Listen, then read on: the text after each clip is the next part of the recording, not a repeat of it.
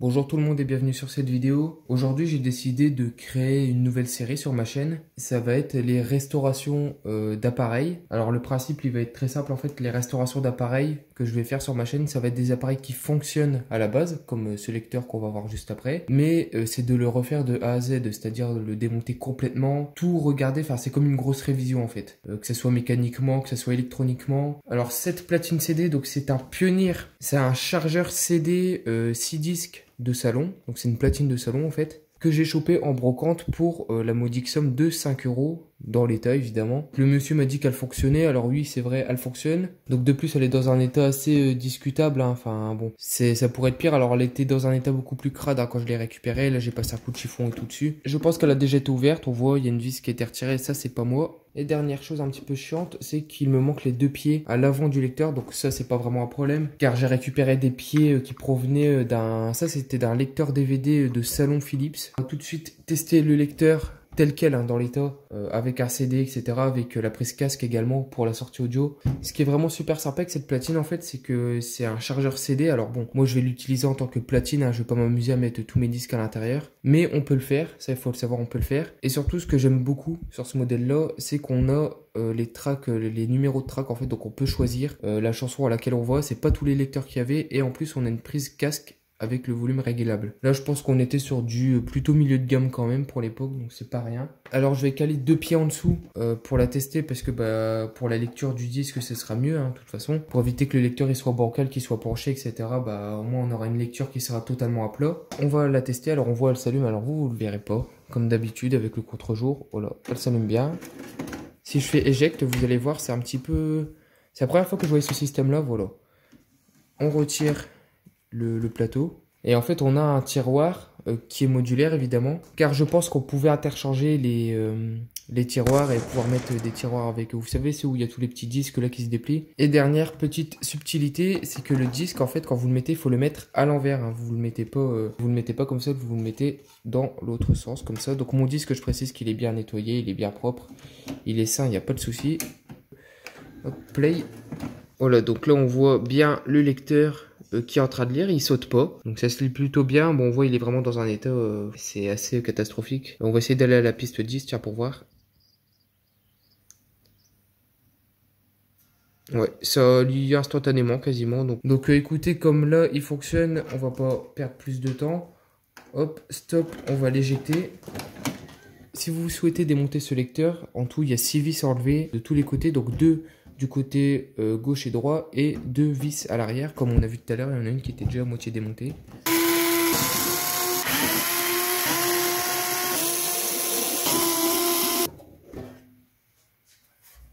Alors voici comment ça se présente à l'intérieur. Donc on voit c'est une très grosse mécanique, hein. Bon, c'est un chargeur CD donc évidemment. Donc on va aller inspecter ça de plus près. Je vais tout démonter, hein, les éléments qu'il y a dedans, je vais tout retirer. On aperçoit également qu'on a deux courroies, donc une ici et une là. Alors je sais pas laquelle sert à quoi, si les deux sont pour le chargement du disque ou quoi, mais je pense qu'il y en a une qui sert pour le chargement et l'autre qui doivent servir pour autre chose. Re tout le monde, alors je viens de me rendre compte que l'enregistrement s'était arrêté. Ça va, j'ai pas trop avancé dans le démontage, donc en fait je me suis occupé de la façade, de la démonter. Donc en fait pour la démonter, vous avez 6 vis à enlever. Et ensuite pour démonter la petite carte qui est là, donc c'est celle qui se met comme ça, hein, vous savez, pour avoir accès aux boutons, etc.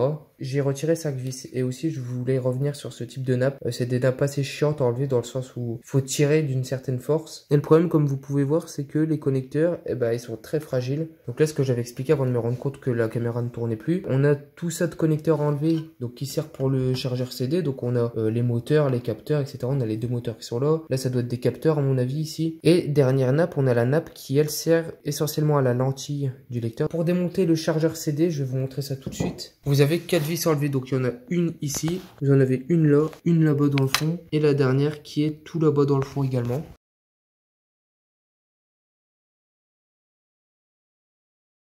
Et voici notre magnifique chargeur CD qui est bon, qui est plutôt en bon état. Franchement, je m'attendais à pire hein, quand je l'ai chopé l'appareil. Donc on ira le voir de plus près par la suite. On va terminer le démontage.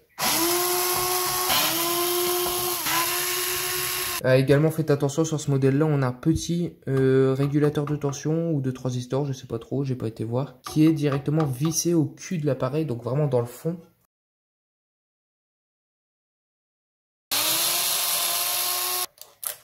Et voici donc notre petite carte mère. Donc là, j'irai sûrement faire les soudures au niveau des sorties audio, puisque c'est quand même le plus important.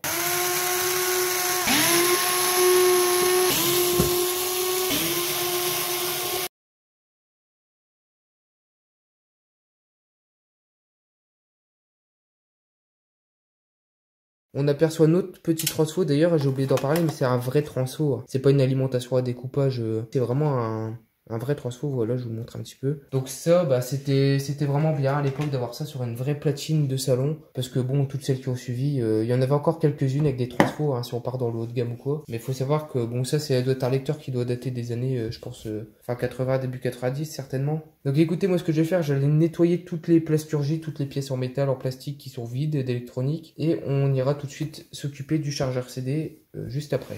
On va aller jeter un œil de plus près au chargeur CD directement. Alors en fait le principe c'est que l'espèce de tiroir qu'on a vu tout à l'heure va venir se loger ici. Il y a une espèce de petit mécanisme, alors je sais pas si on le verra très bien dans le fond là-bas, qui va permettre en fait la basculation du disque vers donc la zone de lecture qui est juste ici. Et comme je l'ai dit tout à l'heure, la petite particularité de ce modèle là c'est que la lentille, le bloc optique, hein, enfin tout le système de lecture est totalement inversé. Alors là je vais le démonter pour vous montrer premièrement comment on nettoie la lentille et deuxièmement comment ça fonctionne. Enfin comment ça fonctionne, vous savez très bien comment fonctionne un bloc optique, mais pour le bloc optique on a 4 petites vis enlevées, alors surtout ne les perdez pas. D'ailleurs je sais pas si vous entendez, mais écoutez. Vous entendez les petits clics, on les a entendus juste avant quand j'ai enlevé les deux vis là. Et ben en fait ces fameux clics, ça prouve que l'appareil n'a jamais été démonté dans cette zone là. Parce que généralement quand c'est vissé en usine, ben, on a toujours un petit clic quand on démonte un appareil, donc que ce soit sur la carcasse, peu importe. Lui il avait déjà été démonté à mon avis parce que j'ai pas eu les espèces de petits clics sur la façade, etc. Par contre, dans la zone de lecture j'ai bien les clics. Alors on va voir si le dernier le fait. On soulève, on bascule et voici notre zone de lecture. Alors on voit que c'est un peu cracra à l'intérieur. Alors je vous le dis personnellement, je ne vais pas aller m'amuser à démonter toute la zone du chargeur CD parce qu'en fait je connais pas du tout premièrement cette mécanique là. Donc même s'il y a des manuels de service etc, je vous avoue que j'ai vraiment pas envie de faire de conneries ou quoi, parce que même avec ce truc là je suis capable de pas savoir le remonter. Donc pour le nettoyage de la lentille c'est vraiment classique, hein, c'est toujours pareil. Alcool donc 90, isopropylique, ce que vous voulez. Pareil, le nettoyage de la lentille c'est toujours le même principe.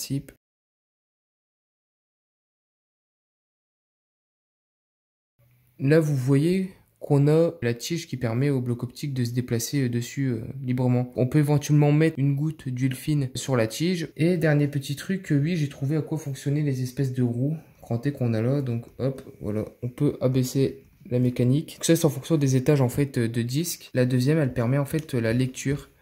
Voilà, donc on voit ça tourne hein, tout simplement. Voilà. Ça permet de pouvoir bloquer le disque en fait, et donc de pouvoir le lire. Et celle-là, donc c'est pour choisir en fait. C'est pour charger votre disque en fait, cette partie-là. Donc ce qu'on pourrait éventuellement faire, ce qui serait intéressant de faire même, c'est de mettre un petit peu de graisse sur les engrenages qu'on a de chaque côté, donc ceux qui servent pour la lecture, enfin pour le charger votre CD, pour quand vous insérez un disque, etc. Pour éviter que ces pièces ne cassent, car ce sont des pièces qui fonctionnent en permanence. Hein. Quand vous changez de disque, quand vous chargez un disque, quand vous l'arrêtez, etc., quand vous mettez stop, ces pièces-là, elles bougent tout le temps, elles sont hautement mécaniques.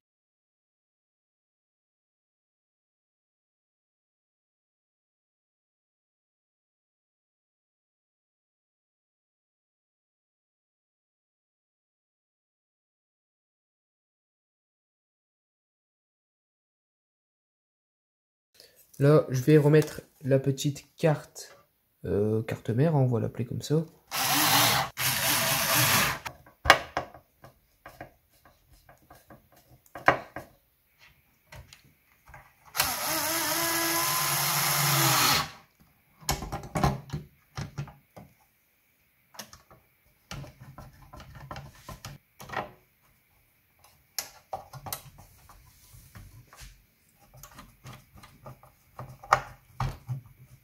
On n'oubliera pas évidemment de remonter toutes les connexions. Bon alors électroniquement j'en ai pas trop parlé, mais la platine elle est vraiment saine, hein. On le voit l'état de toute façon, même la carte il n'y a pas de poussière, il n'y avait rien. Il y avait juste un petit peu de poussière au niveau du chargeur CD, mais ça c'est normal. Mais on voit ouais les composants, il n'y a pas de composants gonflés, il y a C'était vraiment une super bonne qualité de conception, de fabrication. Et la preuve, hein, ça a tenu dans le temps. C'était vraiment un très très bel appareil en tout cas. Puis c'est un plaisir de pouvoir bricoler là-dessus, hein, tout simplement. Il est temps de passer à la phase test. Donc la première phase test de la platine. Donc on voit elle est dans un état beaucoup mieux que ce qu'elle était avant. J'ai ajouté les petits pieds comme je vous ai dit. Donc c'est les pieds du lecteur. Donc il y en a 4. Donc elle est super bien. Bon alors là elle est un peu bancale, c'est normal. C'est parce qu'en fait c'est à cause de cette saloperie de drap à la con. Voilà, donc là j'ai réussi à la caler plus ou moins correctement pour pas qu'elle soit trop bancale. Donc comme d'hab, on va tester avec notre CD. Je vais brancher mon petit casque audio. Hop. Voilà, on va mettre le CD dans le tiroir.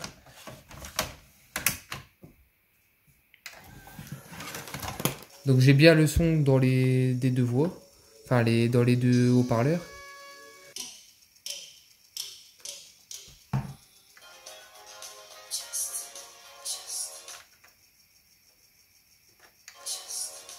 Bon. Ça fonctionne plutôt bien. Ça fonctionne même très bien d'ailleurs, j'ai envie de dire.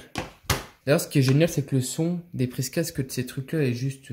je sais pas si je vais vraiment écouter au casque avec, mais le son est vraiment très bon. Après, on avait quelque chose de qualitatif, hein, évidemment.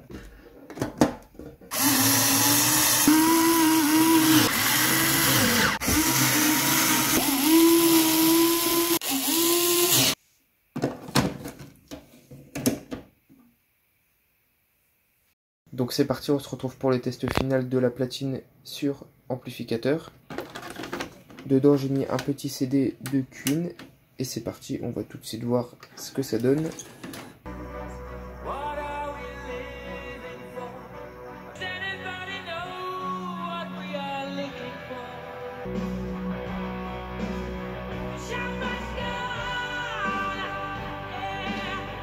Enfin voilà, j'espère que cette vidéo vous aura plu. Donc on a vu, elle fonctionne parfaitement. N'hésitez pas à me dire si la série que je vous propose, elle vous intéresse, si vous trouvez une utilité, etc. Et si la série restauration vous plaît, n'hésitez pas à me le dire en commentaire. Comme ça je continuerai sur d'autres produits. Car là c'est pas vraiment des réparations, c'est vraiment on remet un appareil en état, on le nettoie, on le remet comme s'il était en sortie d'usine. Enfin voilà, j'en ai terminé. Donc je vous remercie de m'avoir suivi jusque là. Je vous souhaite une bonne journée et à la prochaine.